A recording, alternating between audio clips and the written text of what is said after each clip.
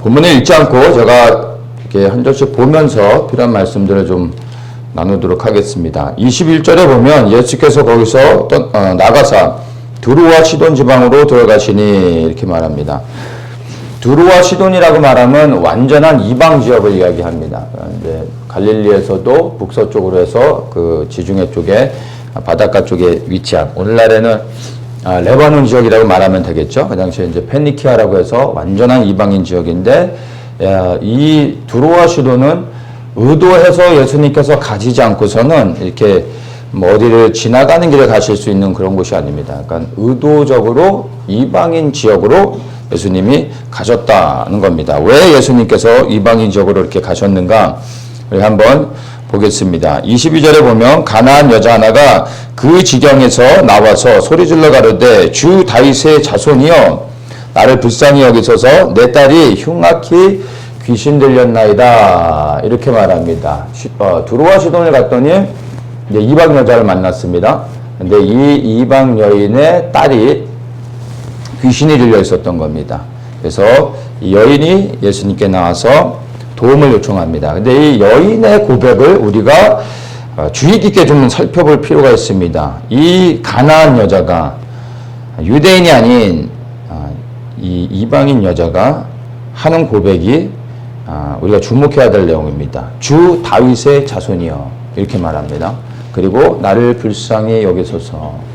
이 두 가지를 우리가 좀 나눠서 이 여인의 고백을 좀 살펴보면 좋겠습니다. 먼저 이제 주 다윗의 자손이여 이렇게 얘기하죠. 이것은 우리가 볼 때 뭐 당연한 것이지만 이방 여인이 예수님에게 주 다윗의 자손이여 라고 말하는 것은 사실 놀라운 겁니다. 유대인들조차도 예수님이 다윗의 자손인 것을 잘 모르고, 그리고 정확하게 예수님이 누구신지 메시아인지 잘 모르는 것이 유대인의 실상이었는데, 이방 여자가 예수님이 누구인지를 너무나 정확하게 알고 있었다라는 겁니다. 그러니까 예수님을 단순히 귀신을 쫓아주시는, 그래서 능력을 행하실 수 있는 그런 분으로 이해한 게 아니라 다윗의 자손으로 이해했다라는 게 굉장히 중요한 부분이 되는 겁니다. 이 다윗의 자손이라고 말하는 것은 예수님께서 이스라엘을 구원하는 메시아로서, 그리고 하나님의 아들로서 오신 분이라는 것을 정확하게 이해했다는 겁니다. 유대인도 아닌 이방인이 이렇게 했다는 것을 우리가 주목을 해야 되죠. 자, 다윗의 자손이 의미하는 것을 우리가 조금 살펴보면, 우리가 마태복음 보고 있는데 마태복음 1장 1절에서 이제 시작할 때 아브라함과 다윗의 자손 예수 그리스도의 세계라 이렇게 시작하죠. 그래서 이 마태복음에서 명확하게 예수님이 누구의 후손으로 오신지를 먼저 밝히고 시작을 하고 있습니다. 왜냐하면 이것은 유대인을 위해서 기록되어진 것이기 때문에 예수님의 족보가 너무나 중요한 것입니다. 그런데 예수님이 다윗의 후손으로 오신 분이다라는 것을 언급하고 있습니다. 그리고 예레미야 23장 보면은 5절에 이렇게 말합니다. 나 여호와가 말하노라 보라 때가 이르리니 내가 다윗에게 한 의로운 가지를 일으킬 것이라. 그가 왕이 되어 지혜롭게 행사하며 세상에서 공평과 정의를 행할 것이며 그의 날에 유다는 구원을 얻겠고 이스라엘은 평안히 거할 것이며 그 이름은 여호와 우리의 의라 일컬음을 받으리라. 예레미야에서 이렇게 예언을 하고 있습니다. 다윗을 통하여 한 의로운 가지가 일어날 것이다. 그래서 이스라엘을 구원한다. 이렇게 말하고 있습니다. 이 말은 예수님께서 메시아로 오시는 분이다라는 것을 말해주는 거고, 왕으로, 제사장으로, 그리고 선지자 역할을 하며 그분이 바로 이스라엘의 구원자요. 그리고 이스라엘의 구원자이신 메시아께서 열방의 통치자라는 것을 말해주고 있습니다. 이게 이제 이사야서에서도 연결되어져서 열방을 통치하는 분으로 메시아를 설명하고 있습니다. 그래서 이 이방 여인이 예수님에게 다윗의 자손이다라고 언급하는 것은 실로 놀라운 겁니다. 단순히 예수님의 혈통적 족보를 말하고 있는 게 아니라 그 안에 담겨져 있는 영적인 의미를 정확히 이해하고 있었던 것입니다. 여러분은 예수님을 어떤 분으로 고백하고 또 그분을 어떤 분으로 인식하고 계십니까? 단순히 나를 구원하시는 분으로 생각하십니까? 아니, 치유와 능력을 행하시고 내게 복을 주시는 분으로, 아니면 뭐 어떤 가정의 수호신 정도로 생각하고 계십니까? 신 중에서 제일 힘이 센 그런 분으로 생각하십니까? 네, 여러분, 이 여인과 같이 예수님을 다윗의 자손으로 이해하는 것은 너무나 중요합니다. 그리고 그 안에 담겨져 있는 의미는 말씀드린 것처럼 단순히 혈통적인 의미를 이야기하는 것이 아니라 말 그대로 예수 그리스도께서 이스라엘의 구원자이며 그 이스라엘의 구원자가 온 열방의 통치자가 된다는 것을 이해하고 있는 겁니다. 그래서 여러분들이 예수님을 모르시는 분은 없겠지만 예수님을 이 여인처럼 온전히 이해하기를 축복합니다. 그래서 예수님이 정말 다윗의 자손, 이스라엘의 구원자요 열방의 통치자이심을 여러분이 믿고 그 다윗의 자손 예수 그리스도를 섬기시기를 축복합니다. 둘째로, 이 여인이 이렇게 고백합니다. 나를 불쌍히 여기소서, 이렇게 얘기하죠. 나를 불쌍히 여기소서. 이 고백을 통해 이 여인이 지금 예수님 앞에 나갈 때 그 심령의 상태가 어떠한지를 우리가 알 수가 있습니다. 이 여인의 마음은 준비되어져 있습니다. 주님을 만날 준비가 되어져 있습니다. 치유와 회복을 받을 준비가 되어져 있는 겁니다. 절박하다는 게 보이지 않습니까? 예수님 앞에 가서 예수님 정말 얘기 많이 들었습니다. 만나고 싶었습니다. 너무 반갑습니다. 우리 사진 한번 찍으면 좋겠습니다. 이런 분위기로 예수님 앞에 이야기하는 게 아니잖아요. 나를 불쌍히 여기소서. 여기에서 이 여인의 지금 그 애타는 마음과 간절함이 어떠한지를 우리가 알 수 있는 겁니다. 모든 게 무너진 상태에서 상한 심령으로 예수 그리스도께 온전히 매어 달리고 있는 겁니다. 이러한 여인이 있었기에, 이러한 여인이 준비되어져 있었기 때문에 예수님께서 이 한 여인을 만나기 위해, 이 여인을 구원하기 위해 예수님께서 유대 지경을 벗어나 저 시돈과 이방인의 지역으로 의도적으로 가셨던 겁니다. 이 한 여인을 만나주시고 이 여인을 구원해 주기 위해서입니다. 우리가 이와 같이 준비되어 있으면 주님께서 우리 가운데 찾아오시고 우리에게 그분을 계시하여 주시고 우리를 만나주시며 우리를 치유하고 회복하여 주신다는 겁니다. 많은 사람들이 예수님을 찾습니다. 만나길 원합니다. 그런데 이 여인과 같이 절박한 심정으로 주님을 찾지는 않습니다. 많은 사람들이 만나길 원하지만 만나지 못하는 이유는 여러 가지가 있겠지만 가장 중요한 것은 이 여인처럼 절박한 심정 가운데 예수님을 찾지 않고 있기 때문입니다. 잠언 8장 17절에 말합니다. 나를 사랑하는 자들이 나의 사랑을 입으며 나를 간절히 찾는 자가 나를 만날 것이다. 나를 찾는 자가 만나는 게 아니라 나를 간절히 찾는 자. 이 여인과 같이 절박한 심정 가운데 주님을 구하는 자들이 예수님을 만나게 된다는 것입니다.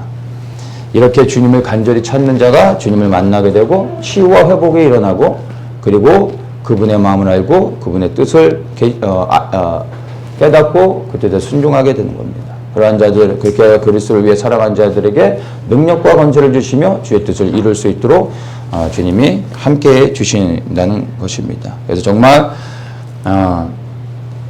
이 여인처럼 예수님을 다윗의 자손으로도 우리가 알아야 되겠지만 또한 이 여인의 심령처럼 정말로 우리가 예수님 앞에 이렇게 절박한 심령으로 매일 순간 주님 앞에 나아가야 됩니다. 그럴 때 우리를 찾아와 주시고 만나 주실 줄을 믿습니다. 이렇게 주님께 이 절박한 심령으로 이 여인이 찾아와서 나를 불쌍히 여겨주십시오, 도와주십시오 라고 도움을 요청하는데 예수님께서 이렇게 대답하십니다. 24절에 나는 이스라엘 집에 잃어버린 양 외에는 다른 데로 보내심을 받지 아니하노라. 이렇게 탁 잘라서 내칩니다.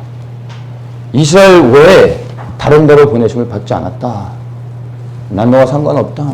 네가 나를 간절히 찾지만 나는 네가 원하는 것을 들어주지 않을 거다. 나는 오직 이스라엘 위에서 왔다. 이렇게 말씀하고 있습니다.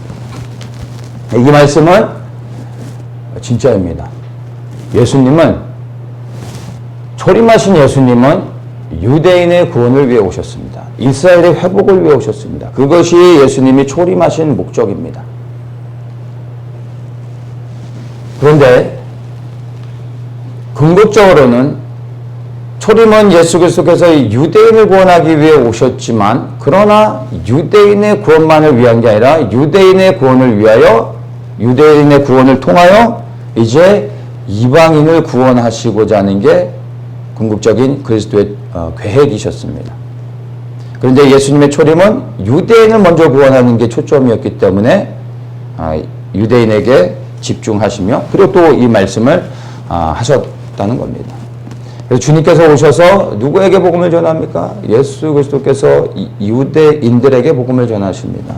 그리고 이 복음을 받은 유대인들을 통하여 교회가 세워지고, 이 교회를 통하여 복음이 전파되어지는데, 이 복음이 점점 전파되어지면서 이 교회를 통해 이방인들에게까지 복음이 증거되어지게 되어지는 겁니다. 이게 예수 그리스도의 뜻이었습니다. 그런데 그 시작은 유대인의 구원에 있었다는 것입니다. 근데 유대인의 구원을 통해서 이방인이 구원을 받고, 이제 이방인 중심의 교회들이 더욱더 폭발적으로 증가되어지면서 복음이 열방 가운데로 증거되어진 건 너무 좋은 일이었는데, 복음이 이방인들에게 증거되어질수록 유대인들은 이 복음 안에서, 교회 안에서 떨어져 나가게 되어졌습니다. 그리고 오늘날은 유대인들이 복음을 놓치고 있는 상태에 있습니다. 그러나 주님께서 이제 온 열방이 구원을 받고, 그리고 이방인의 충만한 수가 채워지면 다시 이스라엘을 회복하시고 유대인을 구원하시는 역사가 있을 겁니다. 유대인들이 구원되어지고 이스라엘이 회복되어질 때 그 이스라엘의 회복을 통하여 온 열방이 회복되어지게 되는 겁니다.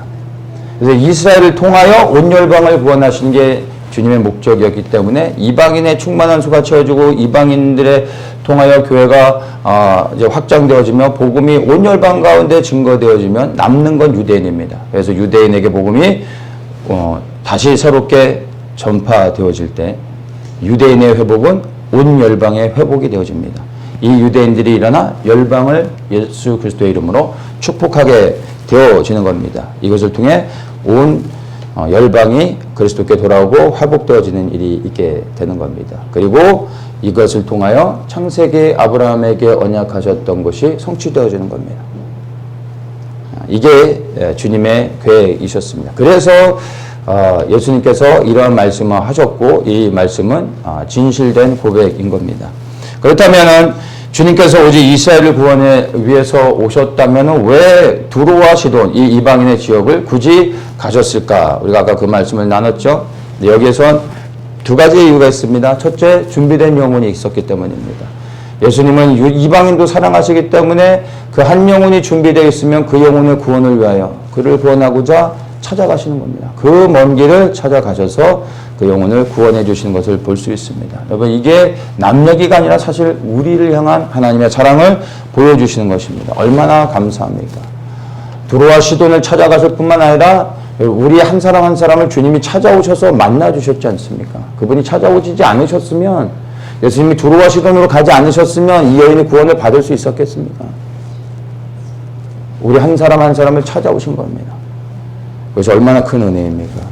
두 번째, 주님께서 유대인뿐만 아니라 유대인의 구원을 위해 오셨지만 예수님의 마음엔 유대인뿐만 아니라 이방인들도 사랑하신다는 겁니다. 하나님에게는 사실은 유대인과 이방인의 구별이 없습니다. 사랑하는 하나님의 백성들입니다. 이들을 다 구원하기 원하십니다. 그런데 그 구원의 목적을 위하여 온 열방의 구원을 위해 그 시작을 유대인으로 했다는 겁니다. 그리하여 유대인을 통하여 온 열방을 구원하는 게 하나님의 뜻이었기 때문에 유대인을 먼저 구원하셨던 겁니다. 그러나 이 여인을 찾아오시고 이 여인을 회복하시는 것을 통해 예수님께서는 우리 이방인들도 사랑하신다는 것을 우리에게 보여주고 있는 겁니다. 자, 이제 주님께서 여인의 이 딸에 귀신 들렸는데 이 귀신을 쫓아주시기 전에 먼저 이 여인을 시험하는 것이 나옵니다. 그냥 바로 치유하시고 축사를 하실 수도 있으셨지만 예수님께서 이 여인을 시험합니다. 믿음을 시험하는 것을 볼 수가 있습니다. 여러분, 구원을 받기 위해서는요, 시험을 통과해야 됩니다. 이 시험에 패스해야 그래야 구원받습니다. 그 시험이 믿음에 관한 시험입니다. 우리를 다 구원하기 원하시지만 여러분 그러나 시험을 봐야 됩니다. 그리고 구원의 은혜를 주시는 겁니다. 근데 그것이 믿음의 시험이라는 겁니다. 이 여인을 향한 예수님의 믿음의 시험이 무엇이었습니까? 26절에 이렇게 말씀하시죠. 자녀의 떡을 취하여 개들에게 던짐이 마땅치 아니하니라. 자녀의 떡을 취하여 개들에게 던지는 것이 마땅치 않다. 개라고. 이 여인의 시험이 뭡니까? 개 시험입니다. 개. 오늘날의 개는 뭐 반려견이라고 해서 뭐 사랑스럽고 뭐 거진 뭐 사람의 인격과 거의 맞먹는 수준까지 되어져서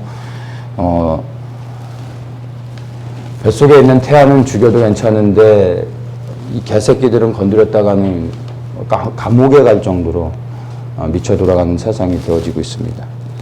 어쨌든 이 당시에는요, 오늘날의 개하고 이 당시의 개하고는 여러분 레벨이 틀립니다. 이 당시에 이 예수님 당시의 개는 부정한 짐승이고 더러운 짐승이고 개는 또 음란을 상징합니다.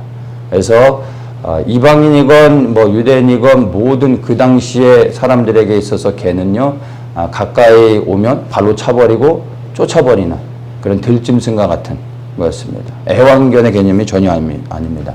그래서 유대인들이 이방인을 표현할 때 개 같은 족속이라고 말하는 거죠. 개만 또 못한.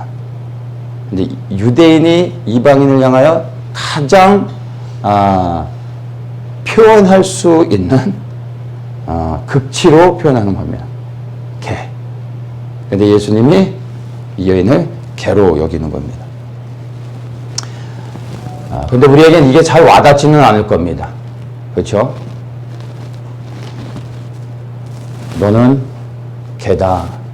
고로 나는 너를 치유해주지 않을 거다. 별로 와닿지 않죠. 여러분이 팍 와닿게 해드리겠습니다.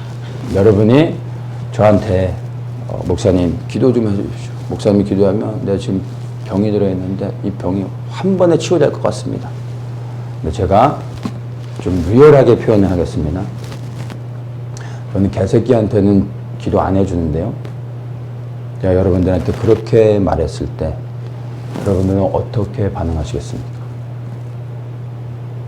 목사님 정말 나 너무 힘듭니다. 기도 좀 해주십시오. 난 걔한테는 기도 안 해주는데요. 여러분 어떻게 하시겠습니까? 아닙니다. 그래도 해주십시오. 아니 나는 개입니다. 멍멍하면서 그래도 해주십시오. 하겠습니까? 10중 8구 제 멱살 잡으면서 네 죽고 나 죽자 뭐 이러지 않으시겠습니까? 근데 이 여인은요, 예수님이 야 개야 저리 가라 라고 말하는데 이 여인은요 뭐라고 고백한지 아십니까? 27절에 주여 올소이다.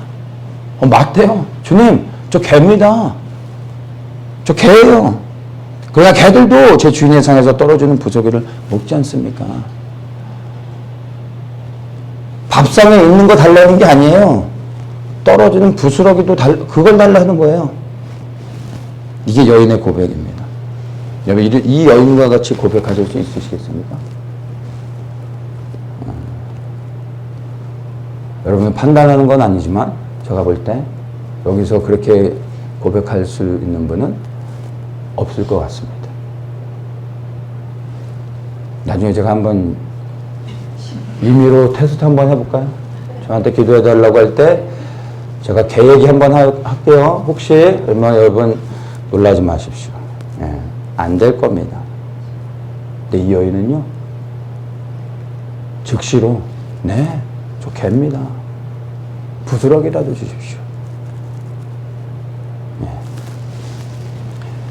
기꺼이 개가 됐습니다. 이 여인의 딸이 귀신에서부터 자유를 얻을 수 있었던 이유는 뭔지 아십니까? 어머니가 개가 되어줬기 때문입니다.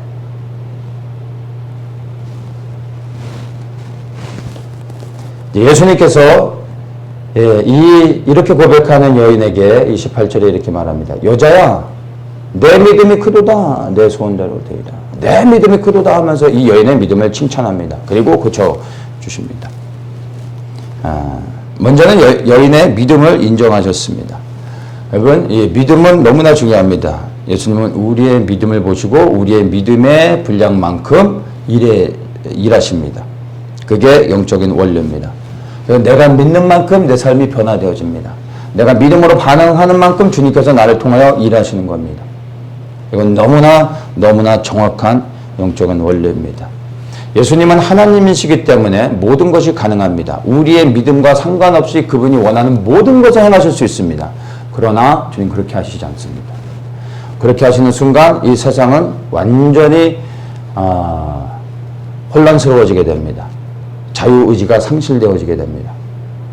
그러면 이 땅의 모든 사람들은 예수님께서 다 구원하시든지 아니면 다 지옥에 보내시든지 해야 됩니다. 우리의 믿음과 상관없이 주님이 일하시기 시작하면 그분이 우리를 강제적으로 세뇌시키거나 아니면 우리의 팔을 꺾어서 그분이 원하는 대로 우리를 흔드셔야 되는 겁니다. 예수님 그렇게 하시지 않죠. 아니면 그냥 너는 인상도 좋으니까 너는 천국, 너는 첫인상이 좀 그래, 넌 지옥, 이런 식으로 예수님께서 사람들을 판단하시고 천국과 지옥을 가르친다면 어떻게 되겠습니까? 하나님의 공의는 무너지는 겁니다. 그래서 주님은 우리의 믿음을 통하여 일하시는 겁니다. 모든 사람을 구원하기 원하시지만 그러나 주님께서 구원의 길을 열어놓으셨는데 이것에 대하여 우리가 믿음으로 어떻게 반응하느냐에 따라 주님께서 우리에게 역사하신다는 겁니다. 결코 우리의 자유의지를 넘어 일하지 않으십니다. 그래서 이것이 하나님의 공의로 나타나는 겁니다. 모든 사람을 구원하기 원하시지만 그러나 선택은 우리에게 있습니다. 전적인 우리의 선택입니다. 물론 우리의 선택만 가지고 우리의 믿음만 가지고 되지 않죠. 우리의 믿음 위에 주님이 일하시는 겁니다. 그게 하나님의 은혜가 되어지는 겁니다. 그래서 주님을 온전히 신뢰할 수 있는 믿음, 나를 치유해 주신다는, 내 문제를 해결해 주신다는 믿음이 아니라 주님을 온전히 신뢰하는 그 믿음이 우리 안에 있어야 되는 겁니다. 그런 믿음을 가지길 축복합니다. 그런데 제가 나누고 싶은 건 이 믿음에 대한 게 아니라 이 여인의 다른 모습을 보려고 합니다. 사실 이 말씀을 통해 우리가 봐야 되는 건 예수님은 믿음이 크다라고 말씀하셨는데 믿음이 아닙니다.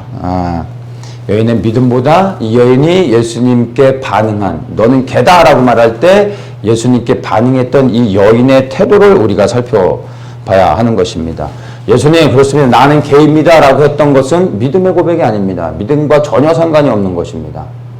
자신을 인식하는 이 여인의 태도, 자기 자아를 보는 자아에 대한 영역인 겁니다. 믿음이 아무리 커도요, 믿음이 있어도 예수님이 다윗의 자손인 걸 이 여인이 알았습니다. 예수님이 치유해 주신다는 것을 알았습니다. 그러나 이 여인이 믿음이 있다 할지라도 예수님이 누구인지를 알았더라도 이 여인이 개가 되지 않았으면 치유는 일어나지 않는 겁니다. 예수님을 향한 믿음이 있고 다윗의 자손인 걸 알았기 때문에 개가 되어줄 수 있을까요? 전혀 다른 문제입니다. 개가 되지 않으면 주님께서 일하지 않으셨을 겁니다. 믿음과 다른 영역입니다. 무엇에 대한 영역입니까? 나 자아를 인식하는 영역입니다. 개가 된다는 게 무엇입니까? 젠더를 바꾸는 이런 게 아니지 않습니까? 개가 된다는 것은 내가 죽는다는 걸 의미하는 겁니다. 자아가 부인되어지는 겁니다.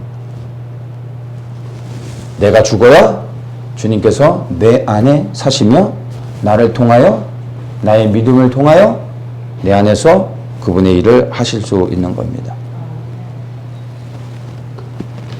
믿음은 있지만 자아가 부인되지 않는 사람들, 저와 여러분들, 여기 있는 우리들, 여기서 믿음이 없다라고 말하면 섭섭할 사람들이 많이 있을 겁니다.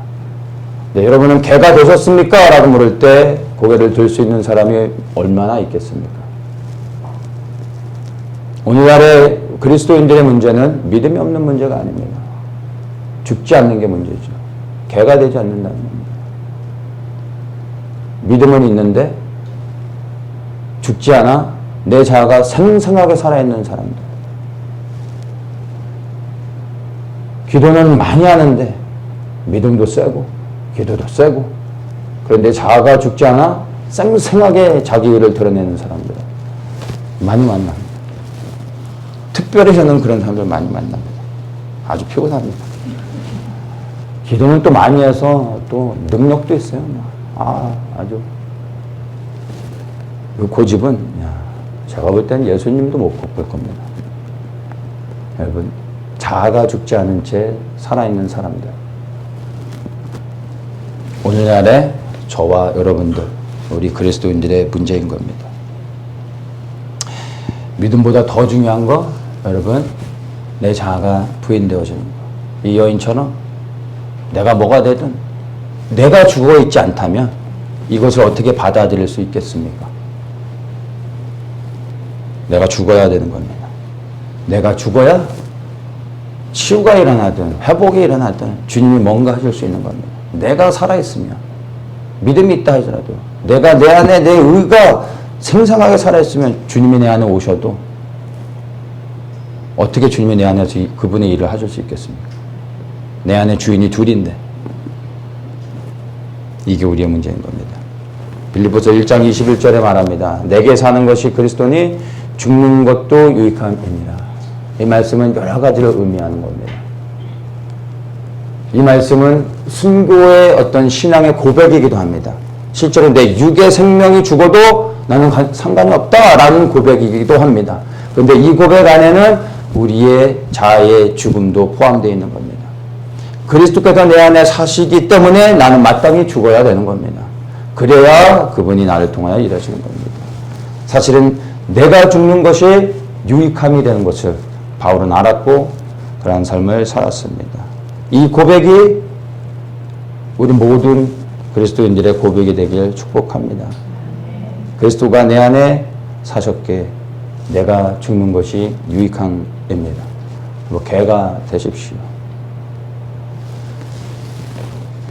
28절에 이제 다시 한번 봅니다. 내 소원대로 되리라. 이 여인에게 정말 듣기 원하는 소리를 해주죠. 내 소원대로 되리라. 그리고 이 선포를 하시자마자 그 딸이 치유가 되었습니다. 귀신이 떠나갔습니다. 내 소원대로 되리라. 이 말씀을 가지고 내 소원대로 되리라. 이 말씀으로 읽으면서 사람들이 하이라이트를 치고 그 다음에 밑줄을 긋고 소원대로 되리라에다 동그라미를 치고 그 옆에 또 별표를 치고 그런 분들이 많을 것 같습니다. 자, 여러분 성경을 한번 볼까요? 여기에 어떻게 해놨나? 이 말씀 붙잡고 살아가고 싶죠. 이 말씀 그대로 되어지기를 원하죠. 내 믿음, 내 소원. 할렐루야. 그렇죠? 여러분 이런 공식이 아닙니다. 내가 믿음으로 내가 원하는 것들을 구하면 내 소원이 성취되어지는 이런 개념으로 이 말씀을 이해하시면은 여러분 불합격입니다.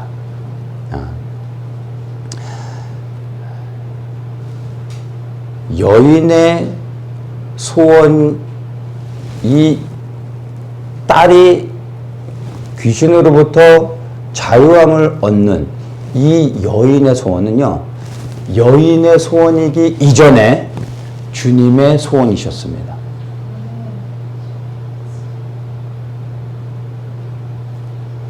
우리 주님은 이 여인이 자기의 딸을 사랑하는 것보다 비교할 수 없을 만큼 더 이 딸을 사랑하십니다.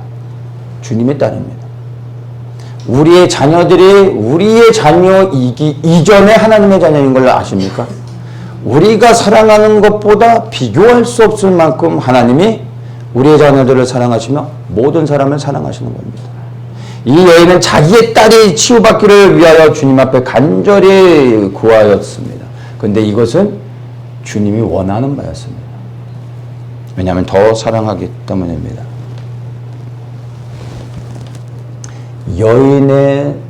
여인이 믿음으로 기도했기 때문에 치유된 것이 아니라 이 여인의 소원이 주님이 기뻐하시는 것이었기 때문에 예수님이 허락하시고 응답해 주셨다는 것입니다. 그래서 내가 구하는 모든 것들이 주님께서 다 응답해 주시는 것이 아니라 내가 구하는 것이 주님의 뜻에 합당할 때 그것을 응답해 주신다는 겁니다. 그래서 내 소원대로 되리라 했던 여기에서의 소원은 내가 원하는 모든 것이 아니라 바로 하나님이 원하시는 것, 그래야 주님이 기뻐하시는 것들을 의미한다는 것입니다. 지금까지 만약에 우리가 구했던 모든 것들이 응답을 다 받았다고 생각을 한번 해보십시오. 그럼 정말로 여러분 너무나 행복한 삶을 사실 거라 생각이 듭니까? 만약 지금까지 살아면서 우리가 원했던 모든 생각만 해도 그냥 다 이루어지고 원하는 모든 것을 다 성취하며 우리가 지금까지 살아왔다면 첫 번째, 저는 지금 여기 없을 겁니다. 그러면 여러분 여기 있겠습니까?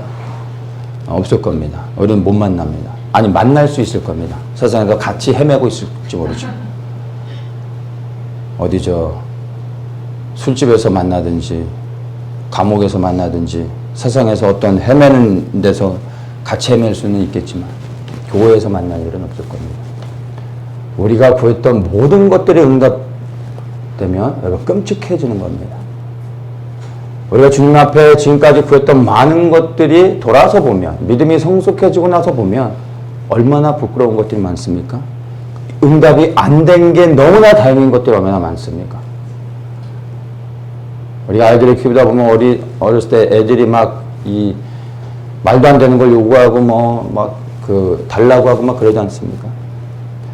아이가 막 우리 작은 아이는 칼을 좋아해서 부엌칼을 막 달라고 안 주면 막 뒤집어지고 난리가 나는데 그거 애가 막 안쓰러워서 막 운다고 집에 있는 칼을 그 어린애한테 주는 게 부모의 사랑입니까? 정신 나간 부모죠. 애를 때려서라도 그런 걸 요구하지 않도록 정신 차리게 해야죠. 그게 부모의 사랑 아닙니까? 예수님도 똑같습니다. 우리가 많은 것들을 구했지만 예수님이 들어주면 안 되는 것들이 있었습니다. 사랑하기 때문에. 우리를 사랑하지 않기 때문에 응답해 주지 않은 게 아니라 사랑하기 때문에 많은 것들을 들어주지 않으셨다는 겁니다. 그래서 응답되는 게 복이 아니라요, 응답되지 않는 것 또한 복이라는 것을 우리가 돌아서 보면 알 수 있습니다. 그래서 나의 뜻이 아닌 주님의 뜻대로 되는 것이 가장 큰 복입니다. 그래서 내 생각대로 혼적인 것들을 그냥 즉흥적으로 주님 앞에 구하기보단 나의 구하는 것이 정말 주님이 기뻐하시고 그리고 주님이 받으실 만한 것인지 하나님께 영광이 되는 것인지를 먼저 여러분 고민해 보셔야 됩니다. 그리고 주님의 마음으로 그것들을 아뢰며 올려드릴 때 하나님이 기뻐하시면 하나님이 응답해 주시는 것입니다. 여러분이 원하는 것을 구하지 마시고요. 주님이 기뻐하시는 것이 무엇인지를 고민하며 주님의 뜻을 구하십시오. 무엇보다 주 예수 그리스도의 소원이 여러분의 소원 되기를 축복합니다. 주님이 무엇을 기뻐하시고 무엇을 위해 기도하길 원하시는지 여러분 생각해 보십시오. 주님이 기뻐하시는 것을 구하면 주님께서 반드시 응답해 주시는 겁니다. 30절을 보겠습니다. 큰 머리가 절뚝발이와 불구자와 소경과 벙어리와 기타 여럿을 데리고 와서 예수의 발 앞에 두고 둠에 고쳐주시니 절뚝발이 불구자 소경 벙어리 이렇게 나옵니다. 이들이 누굽니까? 이들은 한마디로 누군가의 도움이 없이는 스스로 살아갈 수 없는 사람들을 말합니다. 오늘날에도 이러한 사람들은 혼자서 살아가는 게 결코 쉽지 않죠. 예수님 당시에는 이 사람들의 삶이 어떻겠습니까? 혼자서는 거의 살기 생존이 불가능한 사람들입니다. 구약시대 고아와 과부 같은 존재들입니다. 누군가 특별히 보살펴주지 않으면 생존할 수 없는 사람들. 이들을 주님께서 치유해주고 계신 겁니다. 주님께서 이 땅에 오셔서 특별히 이러한 사람들을 많이 만나시죠. 이런 사람들이 주님께 찾아오십니다. 그리고 예수님이 다 치유해 주시는 것을 우리 복음서를 통해서 보게 됩니다. 주님은 그 얼굴을 연약한 자들, 낮은 곳에 있는 자들에게 향하십니다. 그리고 주님의 사랑은요, 위에서 아래로 낮은 곳을 향하여 흘러가는 것을 우리는 분명하게 복음서를 통해서 볼 수가 있습니다. 여러분, 예수님의 사랑을 풍성하게 누리고 싶습니까? 여러분, 낮은 곳으로 가십시오. 여러분, 낮아지십시오.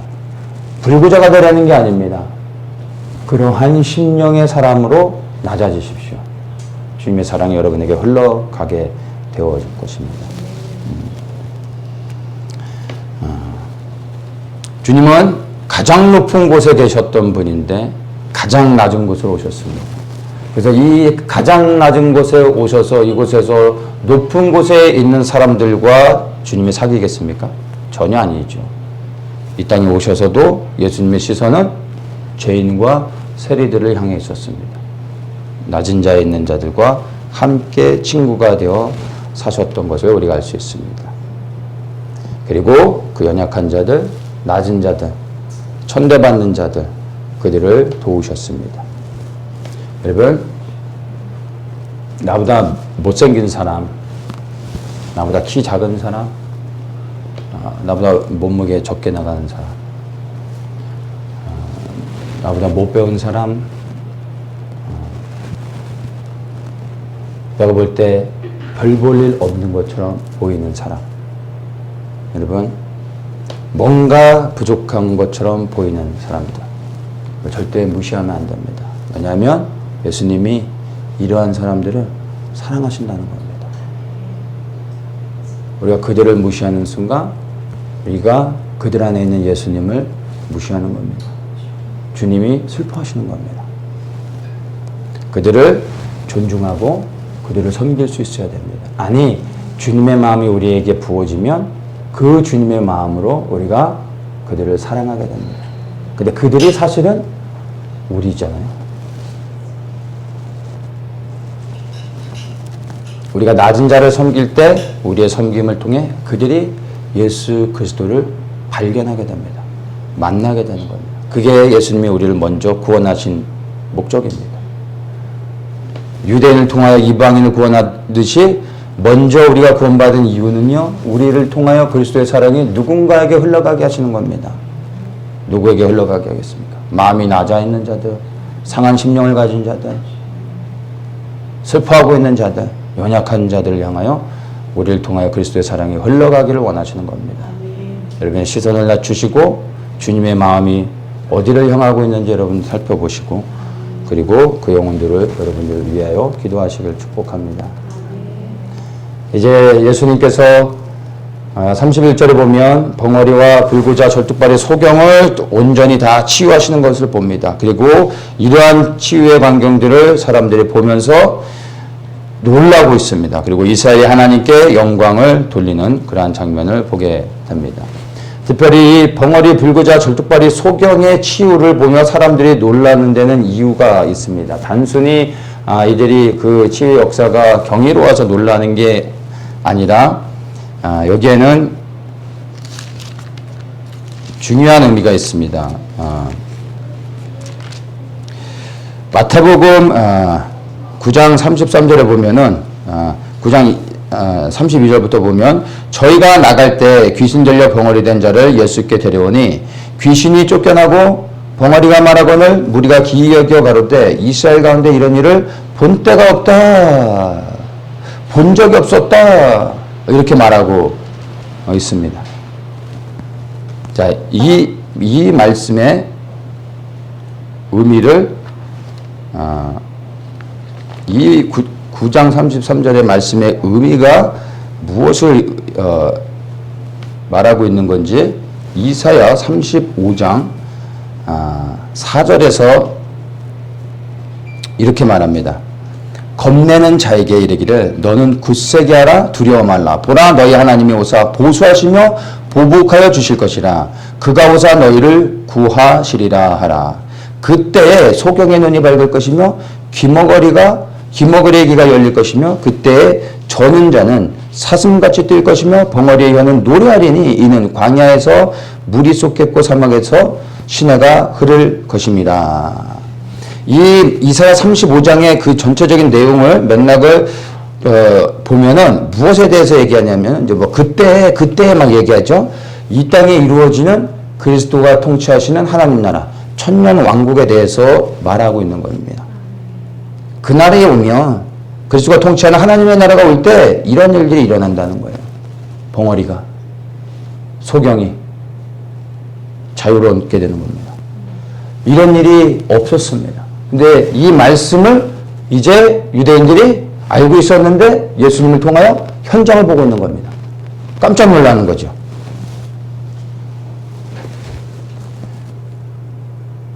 하나님의 나라가 이 땅에 어떻게 임합니까? 누구를 통하여 임합니까? 메시아인 그리스도를 통하여 이 땅에 하나님의 나라가 이루어지는 겁니다. 그리고 천년왕국이 시작되어지는 것입니다. 그래서 이 하나님의 나라의 회복과 연관되어져서 예수께서 의도적으로 이러한 사람들을 치유하고 계신 겁니다. 그래서 이 사람들이 이 광경을 목격하면 이러한 일을 본 적이 한 번도 없었다라는 말은 뭐예요? 우리가 이것을 처음 봤다라는 얘기잖아요. 그 말은 무엇입니까? 메시아께서 오셔서 하나님의 나라가 이 땅에 이루어지고 있다는 겁니다. 치유와 회복을 보고 있는 게 아니라 하나님의 나라가 이 땅에 이루어지고 있는 것을 이들은 목격하고 있는 겁니다. 실로 경이로운 것이에요. 놀라는 겁니다. 메시아를 만난 것입니다. 단순히 어떤 기적의 현장을 본 것이 아니라 메시아를 본 것이고 하나님 나라가 이 땅에 이루어지고 있는 것들을 이들이 본 것입니다.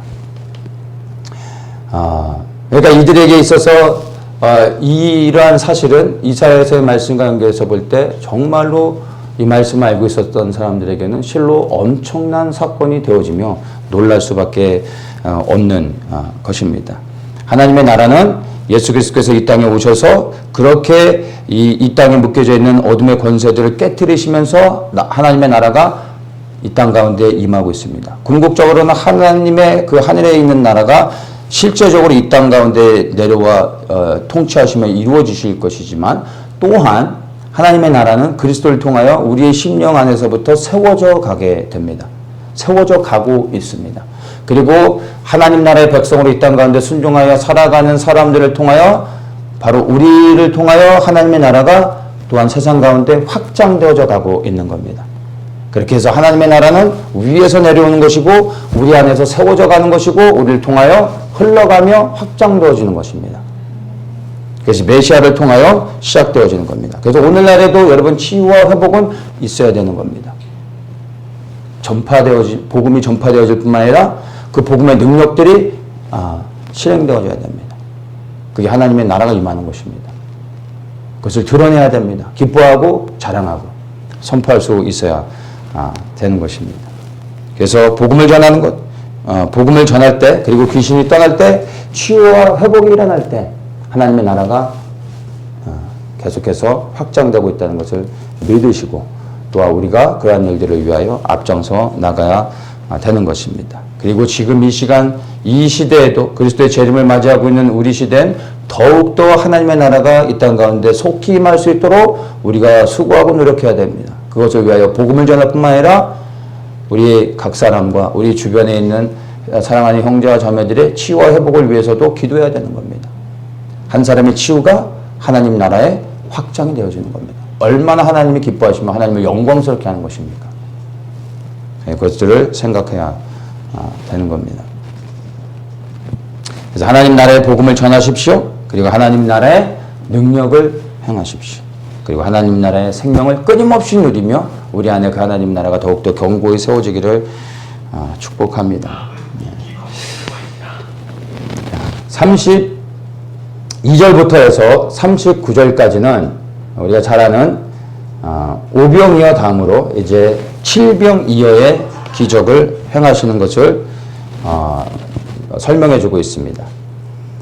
이것은 뭐 이 부분에 대해서는 이렇게 제가 뭐 설명하지 않아도 우리가 너무 잘 아는 부분인데, 이 칠병이어의 기적 자체보다 이것을 목격한 사람들을 우리가 좀 보려고 합니다. 이 칠병이어 기적 자체를 4,000명이라는 사람이 모여서 그 현장을 목격했습니다. 이 사람들은 단순히 예수님이 행하신 기적을 본 사람들이 아니라 사실 이러한 기적을 통하여 그분이 메시아라는 것을 본 자들입니다. 이 가나안 여인이 자신의 딸의 치유를 통하여 예수님이 메시아인 것을 다시 한번 확증했던 것처럼, 이 칠병이어의 기적을 목격했던 모든 사람들은 바로 예수님이 메시아라는 것을 눈으로 보고 확인했던 사람들입니다. 그리고 예수님이 이들을 3일 동안 함께 계시면서 말씀으로 가르치셨습니다. 예수님 무엇을 전했겠습니까? 하나님 나라의 복음을 전했습니다. 하나님 나라의 능력을 보았고 하나님 나라의 복음을 배웠습니다. 자, 그런데 이들이 하나님 나라의 복음을 배우고 하나님 나라의 능력을 경험하며 예수님이 메시아인 것을 3일 동안 함께 있으면서 확증하고 경험했던 사람들, 이들이 이제 각자 어떻게 됩니까? 집으로 돌아가게 됩니다. 이들이 이제 집으로 돌아간 다음에 무엇을 했을까? 우리 한번 고민을 해보기 원합니다. 이들이 보는 현장 앞에서 일어났던 기적의 사건들에 주목하지 말고 이들이 각자의 삶의 자리로 돌아간 다음에 과연 이들이 어떻게 살았을까? 세 부류로 나눠서 이야기할 수 있습니다. 첫째, 생활의 분주함 때문에 보고 듣고 배웠던 것들, 그리고 경험했던 것들을 그냥 잊고 살아가는 사람들. 하는 일이 너무나 바빠서, 삶이 너무 고단해서 예수님이 행했던 이 놀라운 사건들을, 치유 회복과 이러한 기적들을 생각하지 못하고, 아니 생각할 겨를 없이 삶의 분주함에 바빠서 살아가는 사람들. 두 번째는 본 것을 자랑하는 사람들. 자기의 썰을 풀어내는 사람들. 야, 예수님이 손을 얹었더니 병이 났어. 내가 그때 두 번째 줄에 있었다는 거 아니야. 내가 그걸 다 봤다는 거 아니야. 예수님이 이런 말씀을 해주셨어.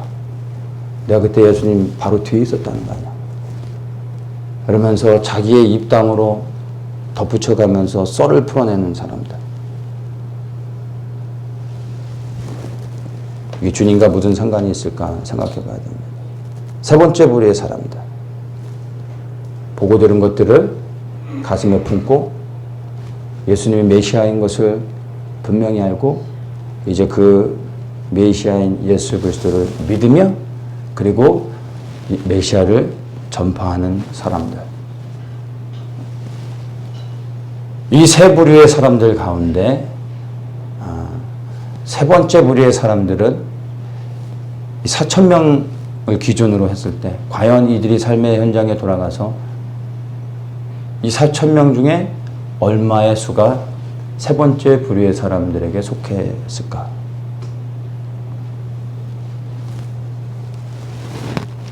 여러분이 그 현장에서 이것들을 목격했던 사람들이라면, 그리고 여러분의 삶의 자리로 다시 돌아갔을 때 여러분은 1, 2, 3에서 넘버 몇에 속합니까? 정직하게 여러분이 서클을 한번 해보십시오. 분명한 건 적다라는 겁니다. 여러분, 예수님이 메시아인 것을 아는 것, 그것도 귀한 것이죠. 교회 나온 사람 중에서 예수님이 메시아인 걸 모르는 사람이 어디 있습니까? 우리가 살아가면서 예수님이 메시아이시며 능력을 행하신다는 것을 꼭 성경 속에 이러한 이야기가 아니어도 우리의 삶의 현장을 통하여 사람들의 간증을 통하여 또 내가 경험한 것을 통하여 분명히 알지 않습니까? 크고 작은 그런 기적들을 우리 삶 속에서 경험했지 않습니까? 그래서 여러분들의 삶의 자리에서 그래서 여러분은 어떻게 사십니까?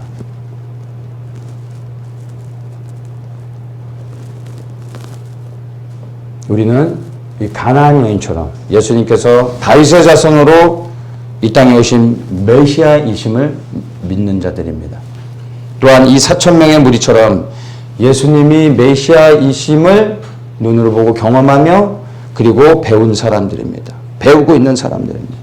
그리고 또한 우리는 그분의 오실 길을 알고 예비하는 가운데 헌신하여 나아가고 있는 자입니다.